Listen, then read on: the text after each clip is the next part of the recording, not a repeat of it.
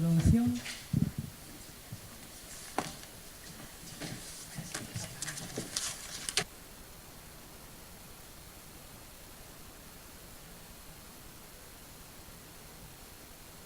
Vamos a comenzar ya porque We apologize, but the sound is off.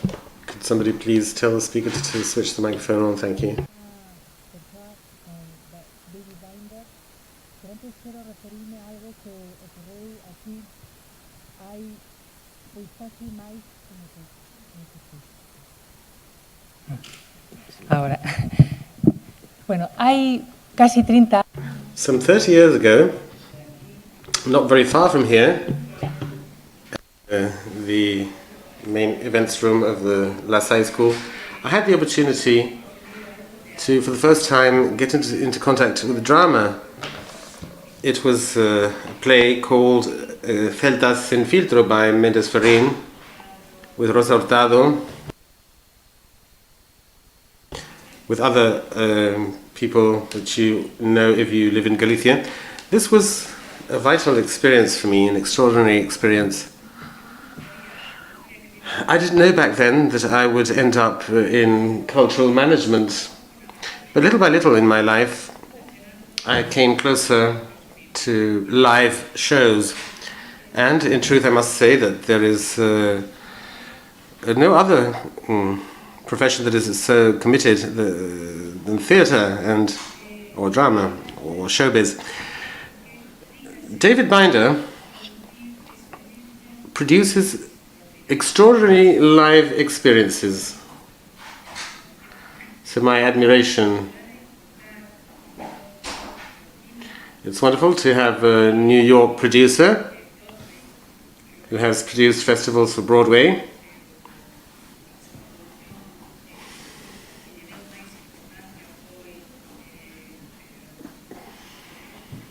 I have to read it here. A Raisin in the Sun was one of his first productions. Not the first one, but the one that made him famous. Apart from that, he also produced 5 plays with John Marr Warehouse. The John Marr Warehouse, one of the most important drama producers, with people that we know from theatre, television, mostly in America. So David has produced with Derek Jacobi, Ewan McGregor, and other stars of the British scene. He was also responsible for Jane Fonda to come back on stage after 45 years, with 33 variations.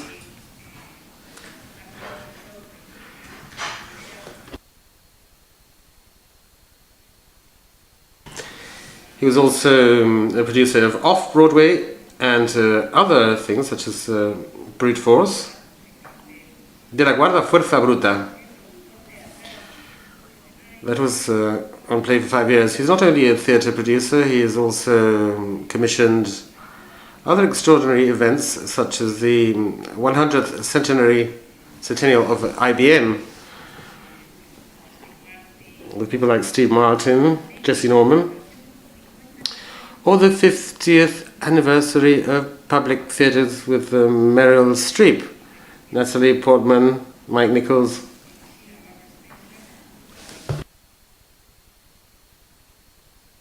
And also Barbara Streisand.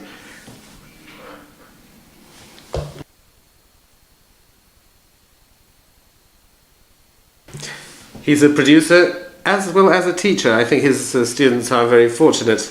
He teaches at the Yale Drama School, and he has also received awards for his teaching, precisely by the University of Princeton.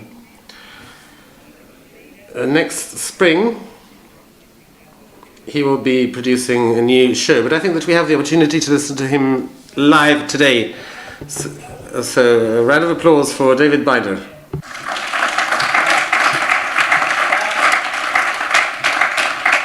That's sort of the longest introduction I've ever heard. Wow. Can everyone, so we should be on. Can you all hear me?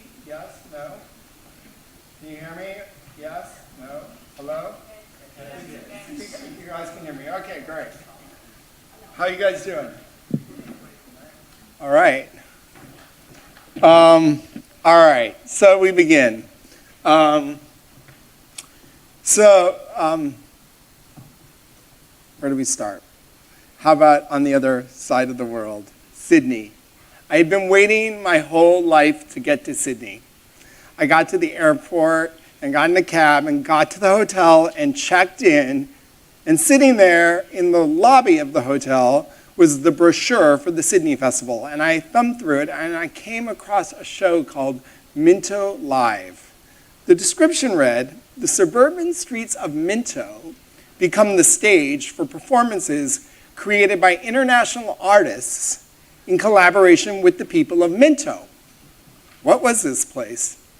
Sydney, as I would learn, is a city of suburbs, and Minto lies southwest, over an hour away. I have to say, it wasn't exactly what I had in mind for my first day down under. I mean, I thought about going to Bondi Beach or the Harbor Bridge, but Minto? But still, I'm a theater producer, and the lure of a site-specific theater project was more than I could resist. So off I went into Friday afternoon traffic, barely missing a few car accidents because I'm used to driving on the other side of the road. And I'll never forget what I saw when I got there. The audience, oh, well, we're gonna have to go back here. Can we?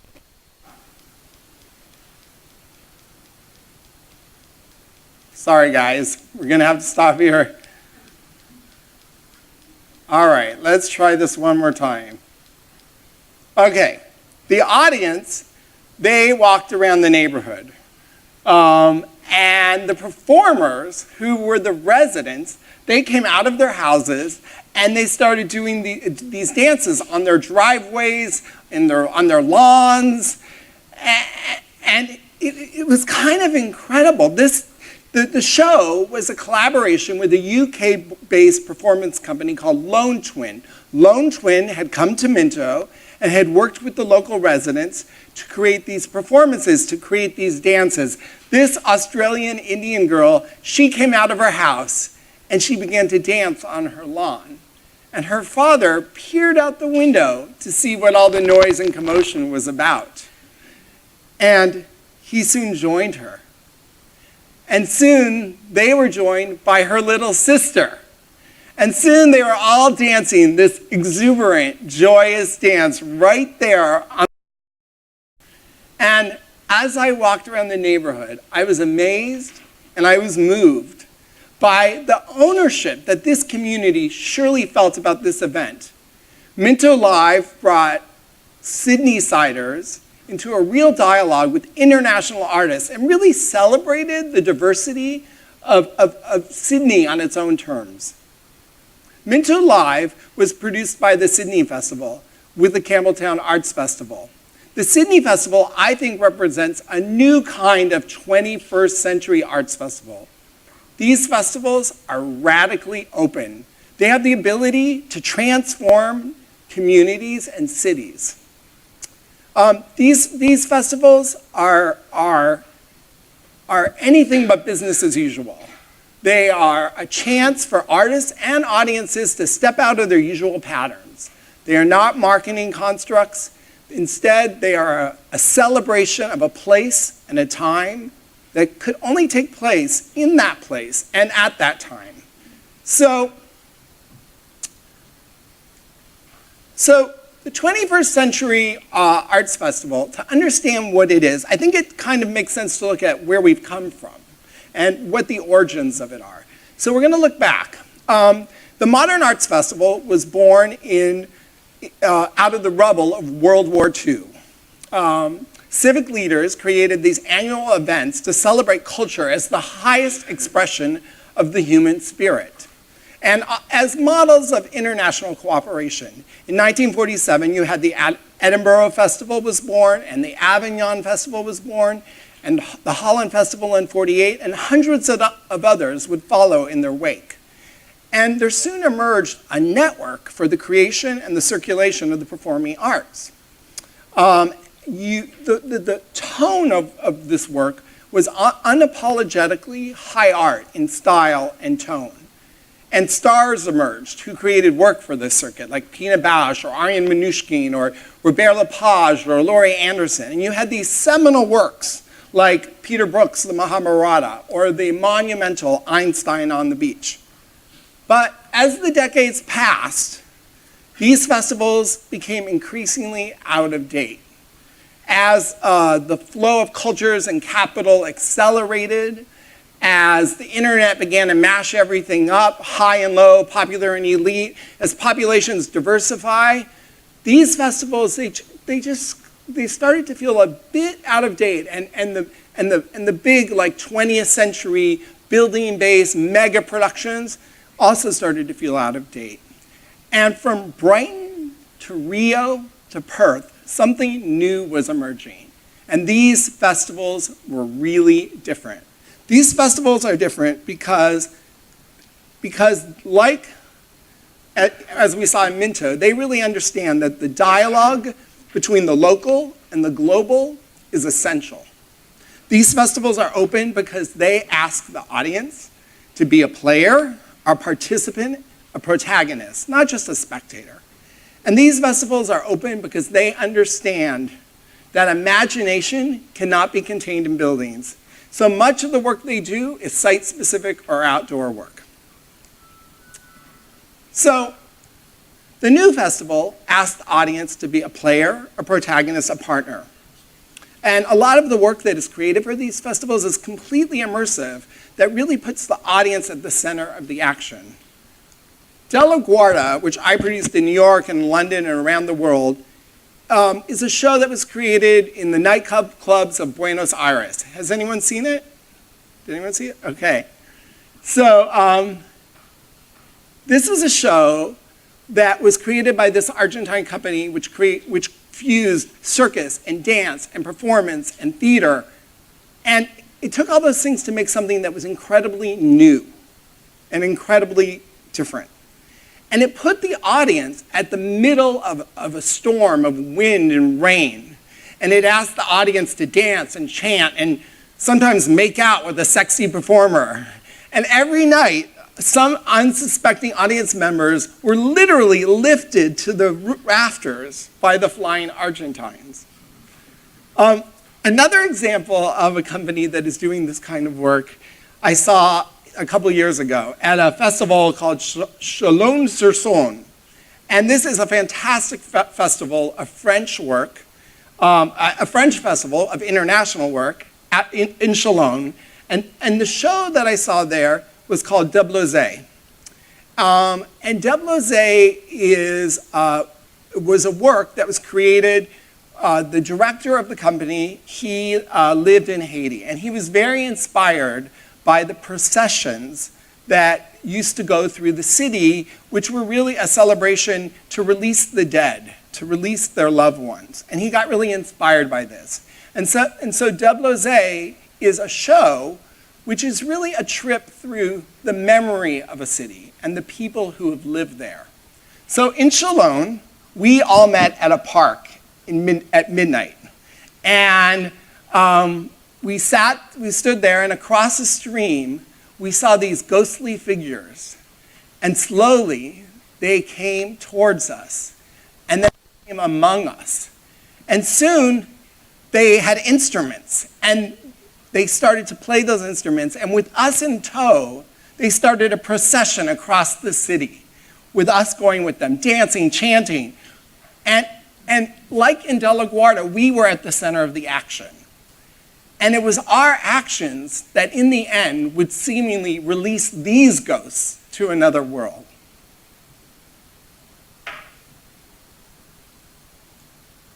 So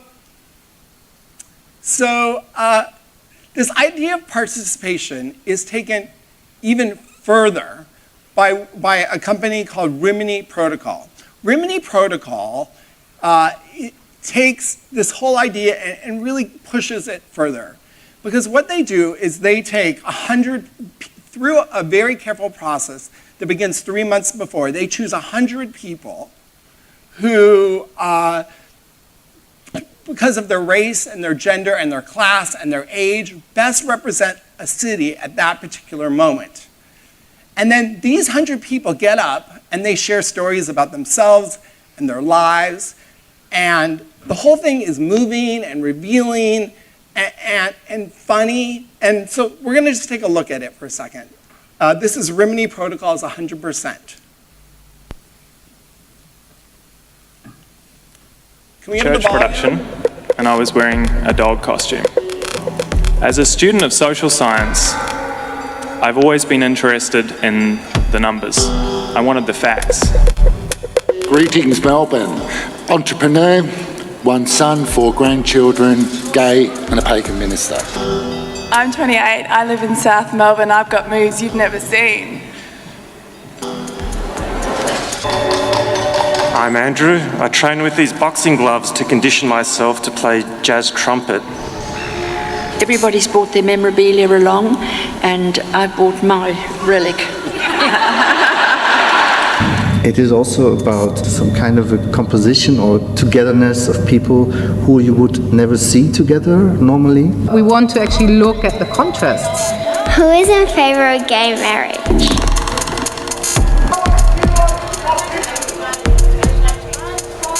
Everybody in the audience say Om. Now that they're a part of 100% Melbourne, there's people who didn't know each other that well and now are starting to have dinner together, you know, and that's something that art can do. It can literally connect people in that way. I want the audience to hopefully also make this experience, that you project yourself down there, that you think, oh, I would stand here on yes, I would stand there on no. Who feels as though we represent you guys? Pretty much everyone should find someone like themselves on stage.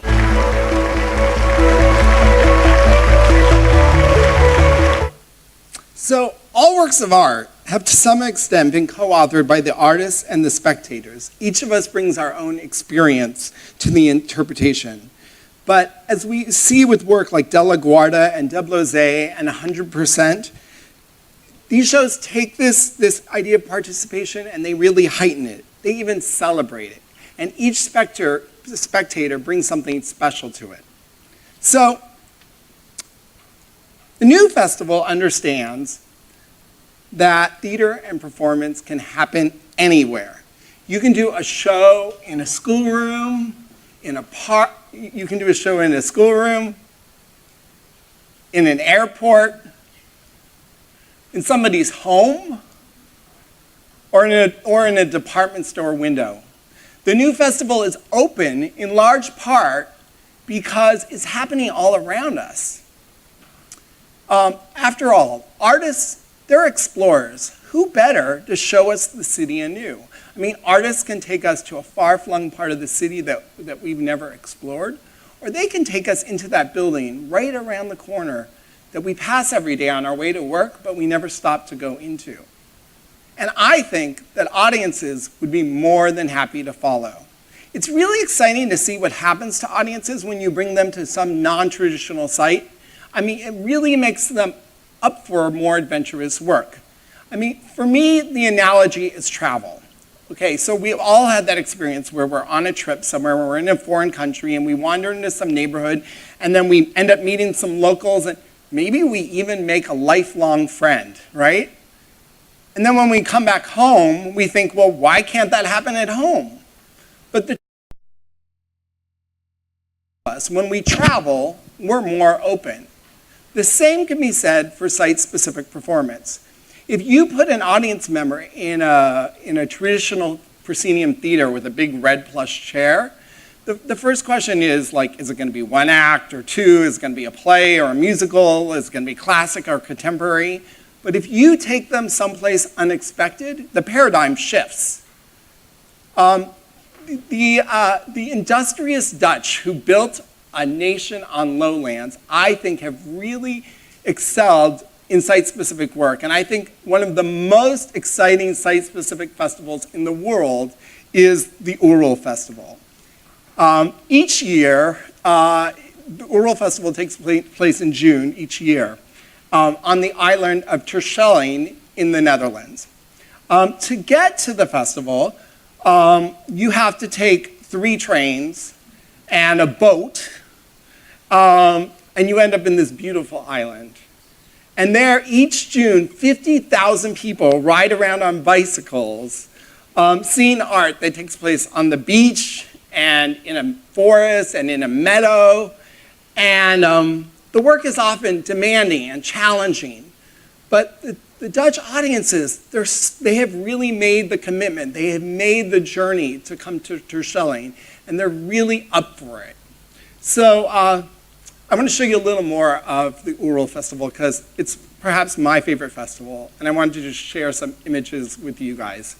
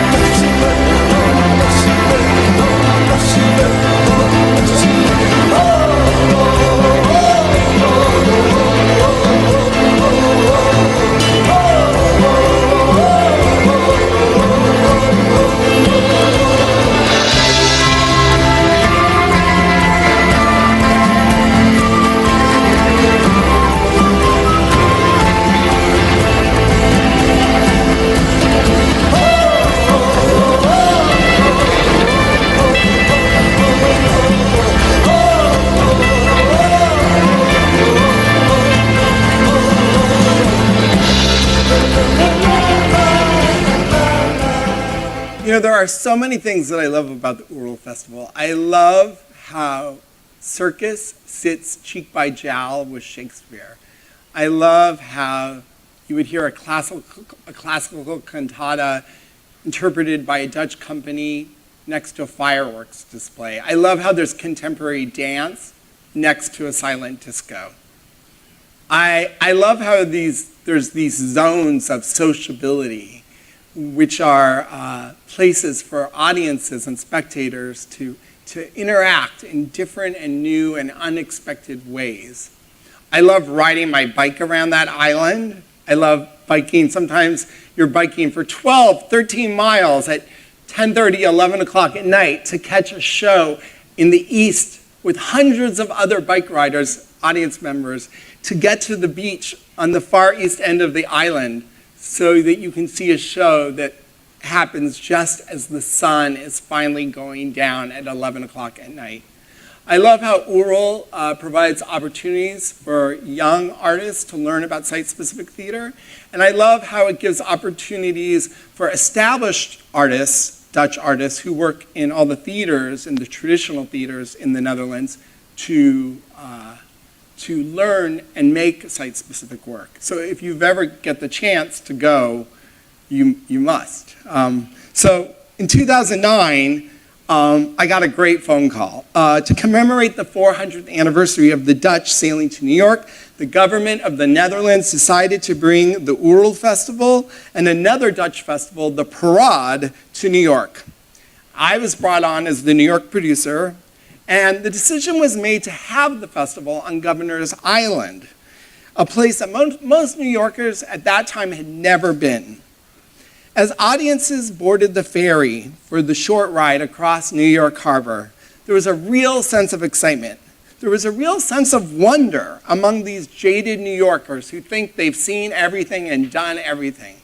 But by the time they arrived on Governor's Island, they were more than ready to immerse themselves in some challenging Dutch theater and performance. The festival was a huge success. Not only did it reconnect New Yorkers with their Dutch origins as New Amsterdam, but it also brought New York citizens into a part of the city they had never explored. This is what great art can do. Great art can make us reconsider or look at things and people and places that we might otherwise overlook. One really good example of this is Back to Back, an Australian company of people both with and without disability. I saw their amazing show, Small Metal Objects, in New York at the Staten Island Ferry Terminal at rush hour. It was presented by the Under the Radar Festival, which happens every January in New York. We, the audience, were seated, given headsets, on bleachers on one side of the ferry terminal. The performers emerged from the hustle and bustle of the commuters. Before we could identify the actors, we could hear them through our headsets before we could even see them. We scanned the crowd looking for them. The commuters, they passed through the action. They didn't know they were in a show. Sometimes they would glance over at us to see all the people sitting in the bleachers on the side of the ferry terminal with headsets and wondering what the hell was going on. The impact of the performance was profound. As you listen in on the everyday conversations of the two performers and saw them blend into the crowds for just a second and then reemerge momentarily, you had a real sense of how often life is just like this. How often we have moments of joy and fear and pain that are invisible to others, and that others are invisible to us. So Back to Back successfully uses site-specific theater to make us reconsider what and who we choose to edit out of our daily lives. So, the dialogue between the local and the global, the audience as participant, player, protagonist, and the innovative use of site. All of these things come to play in the amazing work of the fantastic French company Royal Deluxe. Royal Deluxe's giant puppets come into a city and live there for a few days. Has anyone here seen them? Has anyone ever seen this company? No. So for the Sultan's Elephant, Royal Deluxe brought central London to a standstill with their story of a giant little girl and her friend, a time-traveling elephant. For a few days, they brought central London to a standstill.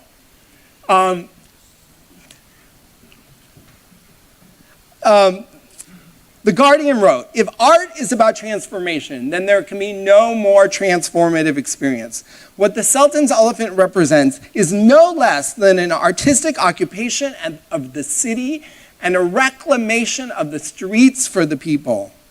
There are no barriers to participation, no tickets required. The event beckons and overwhelms us in our day-to-day lives. Moreover, people see themselves and their city in a completely new way as the size of these puppets changes the perspective of everyone. So, what I hope I've explained to you today is the way the new arts festivals are catalysts for transformation. They can bring a community into a new awareness of itself. As such, a festival's impact reaches far beyond its actual time span. New insights can help individuals and communities envision new ways of being. Sometimes these festivals grow out of a challenge. The Luminato Festival in Toronto, for example, grew out of a response to bring tourism back to Toronto after the 2003 SARS epidemic. The Sydney Festival was created to bring people back to Sydney in the summer because they had flocked. Over the last 35 years, it has revitalized Sydney in the summer, and now it draws 1 million people annually. And indeed, the numbers speak loudly. Luminato generated $132 million for Toronto. The Sydney Festival generated $56 million last year for the city of Sydney. The Edinburgh Fringe alone each year generates a staggering $225 million annually. And while the economic impacts of these festivals on their cities is significant, I'm interested in something else that goes much, much deeper, like how a festival lets a city express itself. Festivals promote diversity, they bring neighbors into dialogue, they create opportunities for more creativity, they create opportunities for civic pride, they generally improve our psychological well-being. In short, festivals make cities better places to live. Case in point, When the Sultan's Elephant came to London just 9 months after 7/7, a Londoner wrote, "For the first time since the London bombings, my daughter called back with that sparkle in her voice. She had gathered with others to see the Sultan's Elephant, and you know what? It just made all the difference." Lynn Gardner in The Guardian has written that a great festival can show us a map of the world, a map of our city, and a map of ourselves. But there is no one fixed festival model.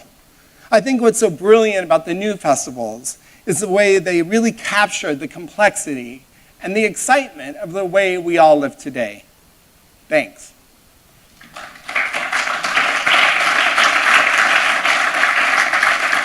So we just have a few minutes, and I just want to see if there are any questions, comments, anything? Come on, you guys. We'll pick you out. Come on, somebody, not one question. Thank you. How can you manage the thing that the tickets? You're talking about festivals that are in with new opportunities for different types of arts. My point is, how can you promote and produce a festival like this without the great help of ticket? I think it's an excellent question, and I think it really points up to the fact that in North America, I live in New York, and I work on Broadway mostly, where it's all about tickets. It's all about, ka-ching, ka-ching, ka-ching. And I think that so many of these festivals, so many of the tickets and the performances are free, and that's fantastic. And because of that idea, it's government, and I think that's the reason, in a nutshell, why we don't have festivals in North America. In North America, what we have as festivals are like marketing constructs, and they're really not true festivals because because in the U.S. The arts are so reliant on the box office because there's so little income from like here, they're like from the government or from the city or the state. Another question? Come on, over here. Sí. Peligro entre. Don't you think there's a danger that artists, producers, take the main role of society? Let me explain this a bit. We see how in cultures where they have a tradition, an art tradition, the society is used to these festivals, or that they have their own festivals. The fires in Valencia or in Galicia are pilgrimages, and we see how few artists or some artists try to occupy those spaces. So we see, for example, in Galicia, how one of the most important facts, that is the romerias, where people sing and enjoy their time for a long time, we see how these spaces are occupied by some kind of visual art, or the laser beams and view machines, and societies are going back. They're just watching. For me? Who can translate for me? I don't want to get on the headsets and be out of the room. Who can translate? Is there anyone here who can translate this question? I'm sure there is. Nobody here can translate his question? Please, thank you. We got it, guys. We got it. Let me hear. In our region, the nature of traditional public celebrations is changing from a traditional way of celebrating to a more hardware and show business like a new kind of celebration, right? So, traditional, we call them romerias or processions, which have kind of religious nature, are being substituted by the laser beam and the big, almost rock-like concerts, but not proper. They are not proper music acts. We call them orchestras, and they just do versions of the current hits. So he's talking about how the nature of our celebrations is changing. I don't know what else he wants to say. So what's the question? Do you have a question or no? Yeah, go ahead. This is the best part, you guys. This is the best part. I teach at Yale, and this is the best part, when we all talk to each other. Much better than when I just talk.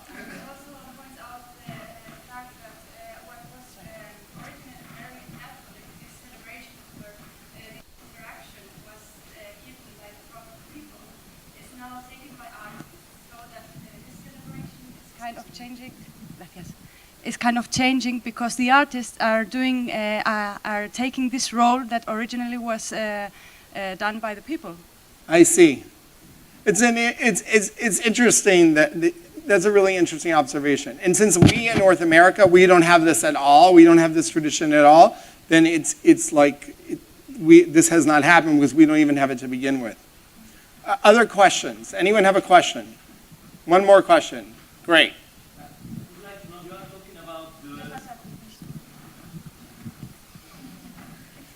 You talk about discovering new places for taking the culture to unexpected places, looking for different things, exploring new options. And I would like your view about what is the role for the traditional institutions. I mean, we are now in cultural institutions with a proper spaces for doing these sort of things. So in your view, which would be our role here? Well, this is the point that I think it's an important thing that these festivals, the new festivals, are doing something that's incredibly important, incredibly new, incredibly different. But we still need the old festivals. We still need the cultural institutions to present. If you want to go see Pina Bausch, we need someone to do that. And if you want to go see the new, the Toneel Group Amsterdam, you need a place to do that, okay? And so I think it's, what I always like to say, it's an and, not an or. If you follow, it's a this and this, not this or that. Got it? One last question, then we'll wrap up. Yeah.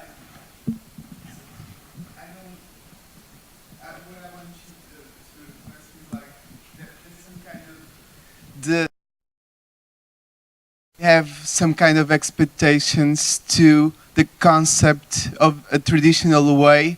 How can you sell a new idea, for example, to the government? And it's not sometimes a little difficult to put the things to,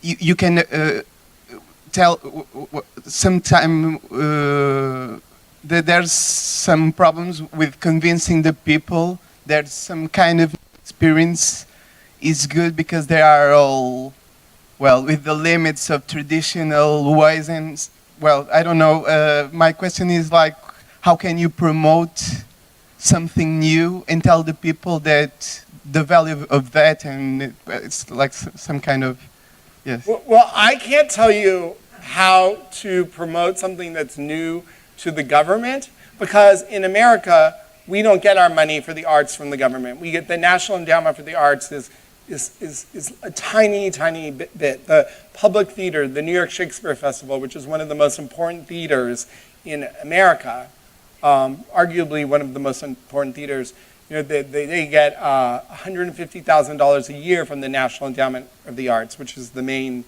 arts. So I can't tell you about how to get money from the government. So we try to get money from businesses, or because that's where we can get it, or individuals to contribute. Businesses is very, very hard because in America, we're competing against like concerts and sports teams. Like in New York, you would be like we are putting on this festival and we're competing against the Justin Timberlake tour and the Mets, okay? So this is a very difficult thing. So in terms of raising funding, that's to get people on board with new ideas, I think it's very difficult. But in Europe, I love the story that my friend Helen Marriage told me. Helen Marriage is from Artichoke. And Artichoke was the producer with the London International Festival of Theatre of Royal Deluxes, the Sultan Elephant. And she had to get everybody on board because the Sultan's Elephant takes over central London. Like, you have to close streets and you have extra police and you have to reroute bus lines, and they literally took down power cords, and it's getting people on board. So the way that she got people on board, to get people excited to support this, to fund it, to work with the municipalities to work with it, was that she tells this great story of how she brought all those people, she paid for them out of her company to come to France to see the company a year before, because she couldn't explain it to them, she couldn't communicate it to them. They are not arts people.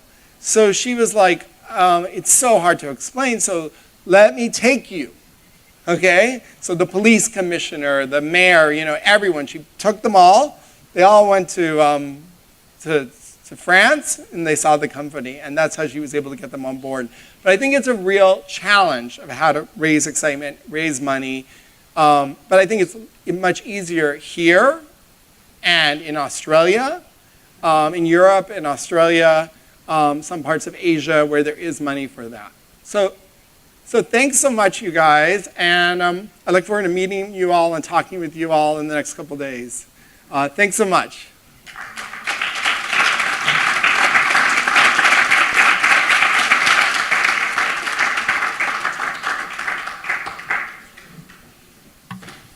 Hacemos un descanso para... So we'll take a short break and we will move to the next presentation by Maria Sheila Cremaci.